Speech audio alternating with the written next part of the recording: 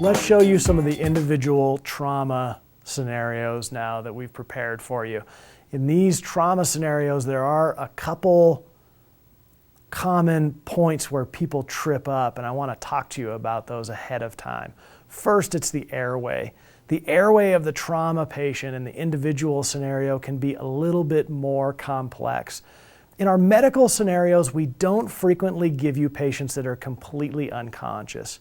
In these scenarios, I'll show you one patient with an altered mental status and another one who is completely unconscious, so you can see how you might manage those differently.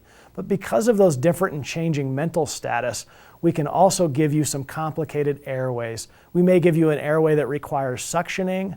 We may give you a patient that requires the use of an additional airway adjunct like an OPA or an NPA. So be prepared to spend a little bit more time assessing that airway when you get to that airway spot.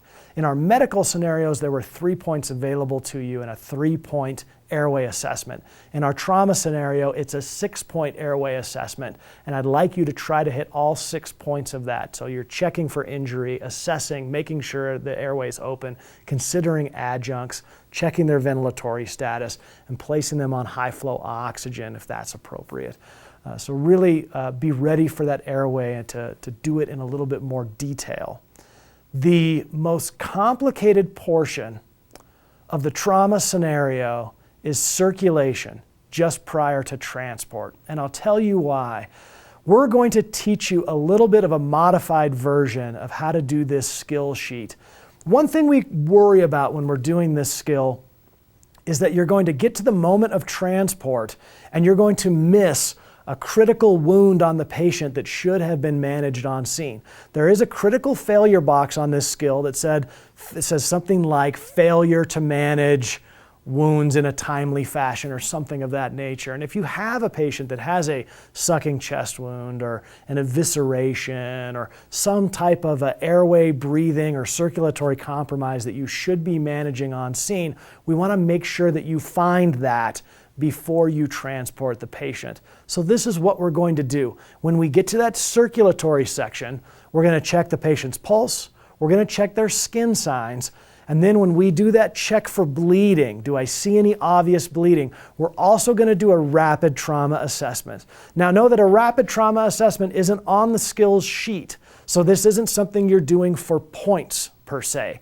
So you do not have to spend a lot of time on looking in the ears for fluid and the mouth and verbalizing a lot. This is just a check of the 5 major vaults and the neck. So head, neck, chest, abdomen, pelvis, femurs.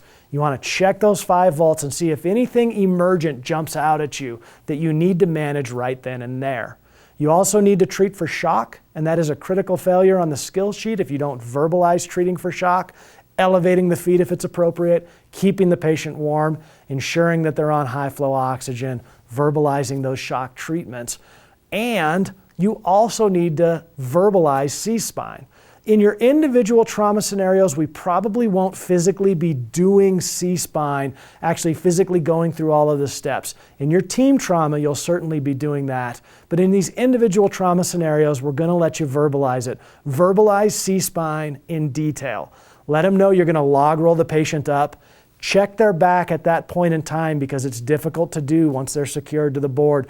Verbalize that you're going to secure their head, put them in a rigid C-collar, secure their body with 5 straps, tape the head down, verbalize all of that stuff, and then you can say, I'm going to go ahead and transport this patient emergent.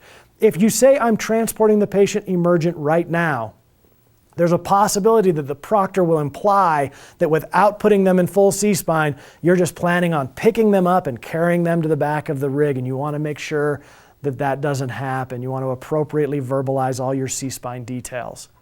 What that leaves us with is a circulatory box that is complicated. It's the most difficult part of this scenario. Checking for a pulse, checking for skin signs. Do I see any obvious bleeding? Rapid trauma assessment. Stopping to intervene where you need to intervene during that rapid trauma assessment. Verbalizing your C-spine and then saying, I am transporting emergent to the hospital. That's the most difficult point, and it all comes in a very short period of time. Once you're done with that, you can get into your sample history and your detailed secondary assessment, and most folks can learn and practice that without too much difficulty. It's that box that comes ahead of time that tends to be the tipping point. Also, I want to say something, and this applies for all of your scenarios: team trauma, individual medical. When you say you're transporting the patient, don't use any clever vernacular.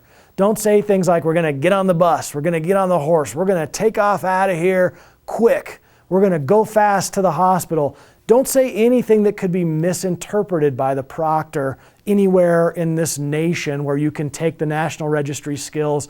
Emergent is a word that everybody understands who works in pre-hospital care. Say, I am transporting this patient emergent right now. Make that very clear. You don't want to fail your scenario because you use some term like, we're going to go ahead and get on the bus and get out of here. What that's going to be interpreted as you trying not to make a very clear decision about whether you want to transport emergent or non. So don't do that. Finish your detailed assessment, take a full set of vital signs, finish strong.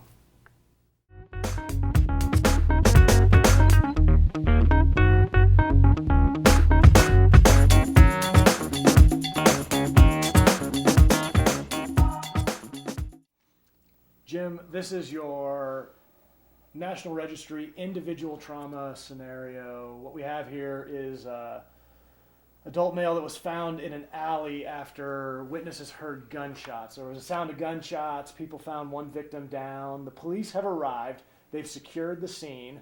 They also say it sounds like there's only one victim on scene, and they've called you in. You are working on a BLS rig with an EMT partner who can assist you, and you can begin whenever you're ready. Okay. The BSI, the scene is safe. Mechanism of injury is potentially a gunshot wound or some other form of assault. That's correct. I have one patient. I'm going to call for ALS, and because of the mechanism of injury here, I'm going to have my partner Tim manually control C-spine for me. My general impression of this patient is that he's sick. Hey, buddy. Hey, buddy. He says, oh, where am I? What's going on? Okay. He's conscious, semi-conscious. Anything bothering you? We're going to try to identify a chief complaint. My chest and my stomach. Okay. Just complaining of chest and stomach. Anything else? Just my chest and stomach. All right. So we're going to go ahead now and move into our airway assessment on this patient. He's speaking to me, and I can tell that his airway is patent and clear. I don't need an adjunct here. Okay. I'm going to go ahead now and assess his breathing. Those lung sounds are diminished on the left-hand side. They are clear on the right-hand side. Okay. Still diminished in the bases there, and clear in the right base. Okay. And we want to assure that we have appropriate ventilation here. Is he ventilating appropriately? He does seem to be ventilating adequately. Okay. We're going to go ahead and throw some high-flow O2 on this patient with a non-rebreather at 15 liters.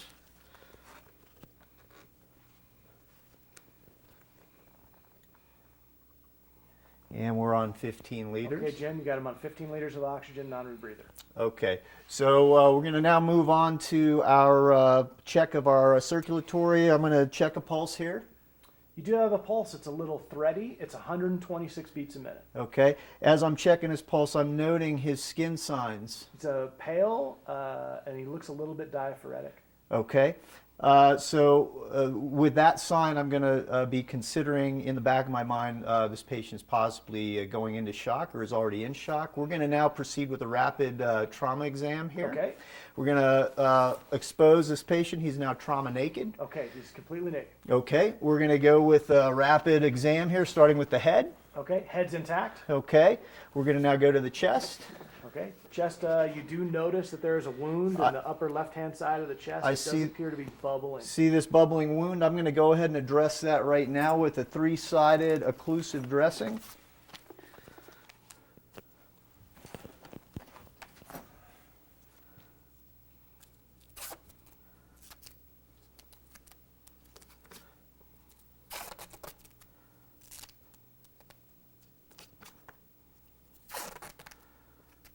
All right, my sucking chest wound is secured with an occlusive dressing. I'm going to continue on with my rapid medical exam. Okay.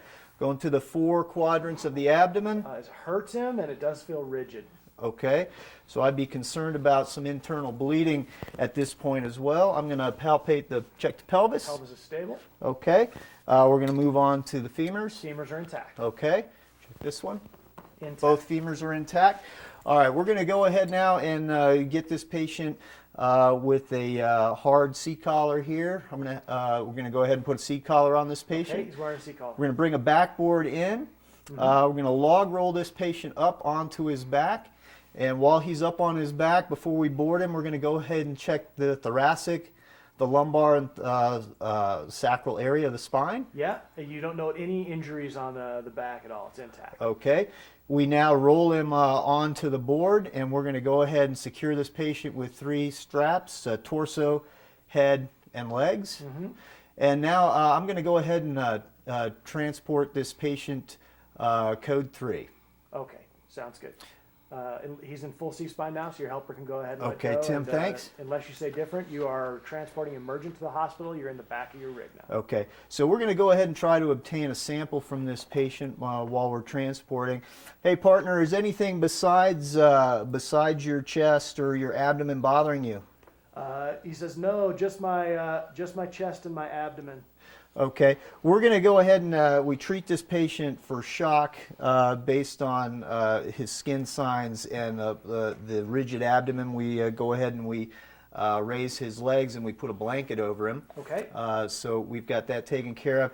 Any allergies? He is not allergic to any medications. Okay. Any medications? He says his doctors had him on amoxicillin for a lung infection for a couple weeks. All right. When's the last time you've eaten anything? He had dinner right before this happened. Okay. And what happened this evening? Can Those you tell guys, me? they just chased me into the alley, and then I heard the gunshot, and I felt it in my chest. Okay. We're going to go ahead and move on to our detailed secondary exam. Okay. I'm going to go ahead and start with his head. We're going to inspect the cranium and the scalp. It's intact. Okay. Ears. Intact. Checking the eyes. Pupils are equal and reactive. Okay. Nose and mouth area. No injury, and they are intact. All right. We move now on to the neck. We check for tracheal alignment. Midline. Okay. JVD. No JVD. All right. We palpate the cervical spine. Okay. As best you can with the collar. You don't feel any deformity with his cervical vertebrae. Okay. And now we move on to the chest, and we're going to go ahead and check. We're going to auscultate for lung sounds.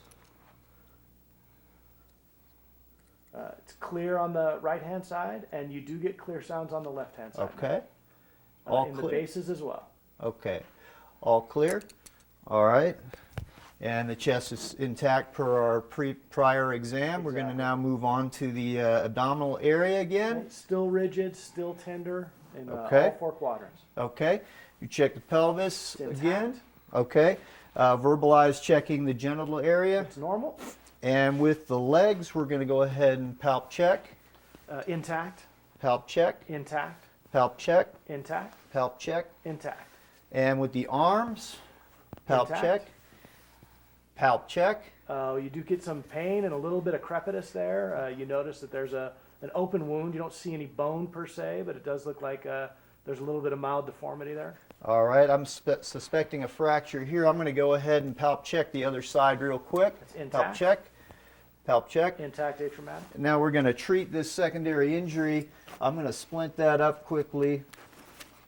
We're going to go with a SAM splint. And we're going to secure the joint above and the joint below. And we're going to go ahead and put some Curlex around that SAM splint and You'd secure wrap that with Curlex? Wrap that with Curlex. Okay, I think that's appropriate. Perfect. And then I'm going to go ahead and get some baseline vitals on this patient.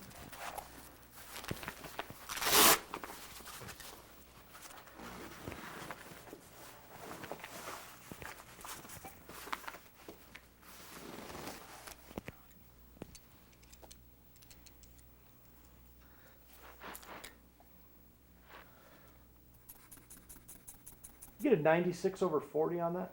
Okay. And I have a respiratory rate of around 24. Okay. And then our pulse is still 26.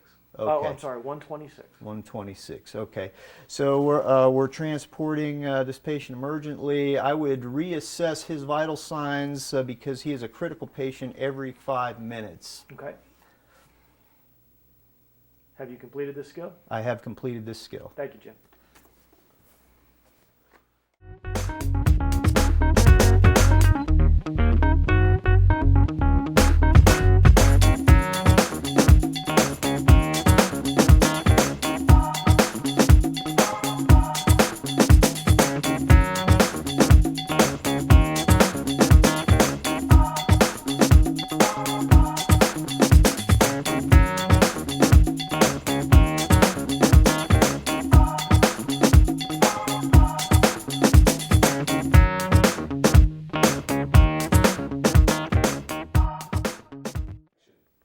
Okay, Steve, this is your National Registry Individual Trauma Station.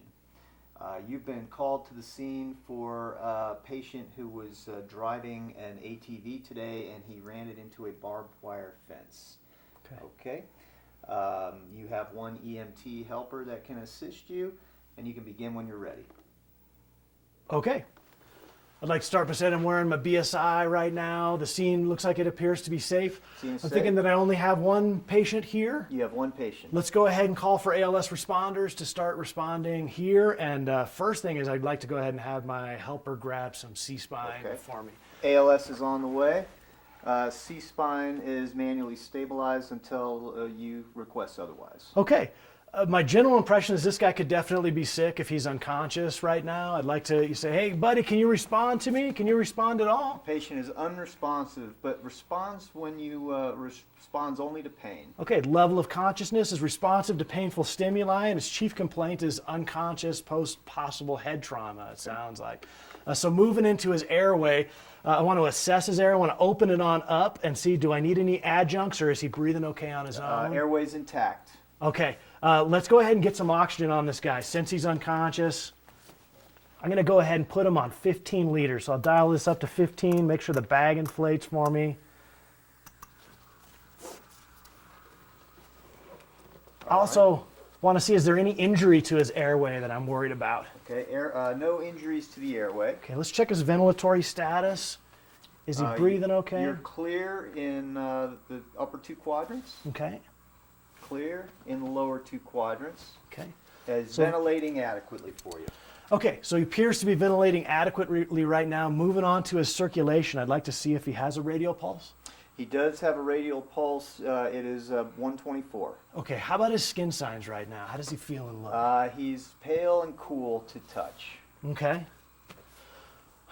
All right, so next thing on this guy is I definitely want to do a rapid trauma assessment. Do I see any obvious bleeding on him? No obvious bleeding. Okay, so I'm going to strip him down, cut these clothes off, cut his clothes off all the way down to his feet, and start at his head and see. It looks like maybe I got some trauma up here on his brow. You have a small lack to his right forehead. Okay, neck looks like it's intact. Chest? Intact. Clear. Okay. How about his ab? Oh, okay, I got a big old... You note a tear in the abdominal area and with some intestinal bits sticking out. Okay, so for an evisceration like that, I'm going to go ahead and wet some gauze and put it over it, and then I want to do a 4-sided, completely occlusive dressing on it.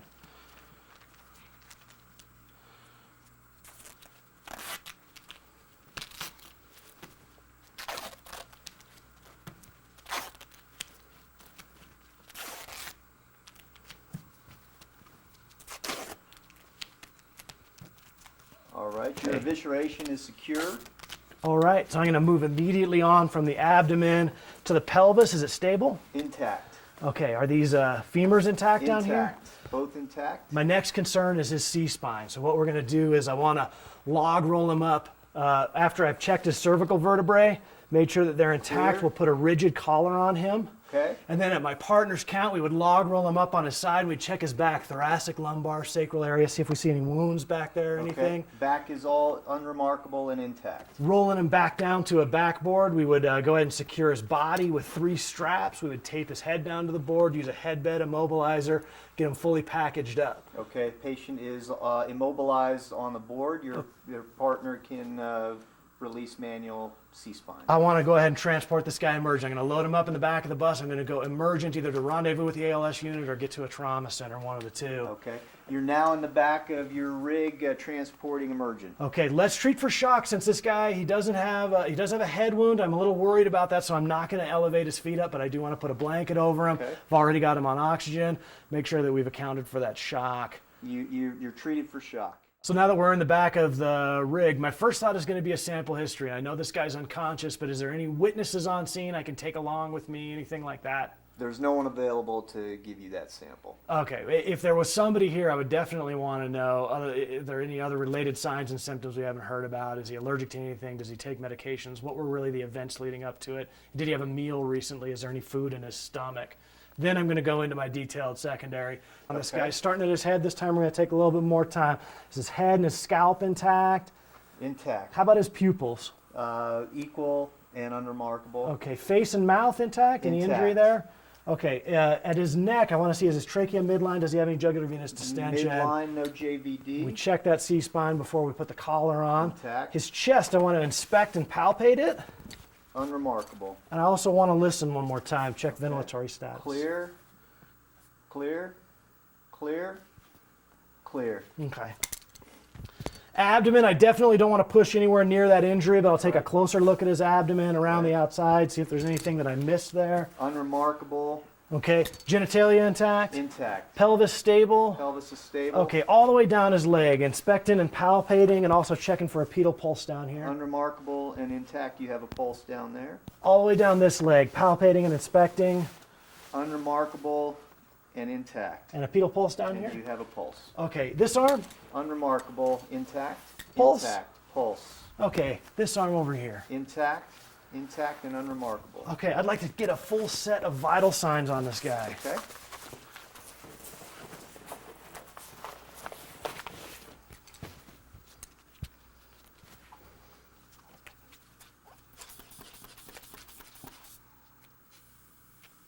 You have a blood pressure of 102/87. Okay, feel for his pulse again. Pulse is still at 124. There's respirations. Respirations are 16. Okay, because this guy is showing signs of shock, and especially because he's unconscious, I want to reassess every 2 to maybe 5 minutes on the outside, those vital signs, trend them for the hospital, and then give a great handoff report to either the arriving ALS unit or the staff. Okay. Is your skill complete? I feel like I've completed this skill. All right. Thank you, Steve.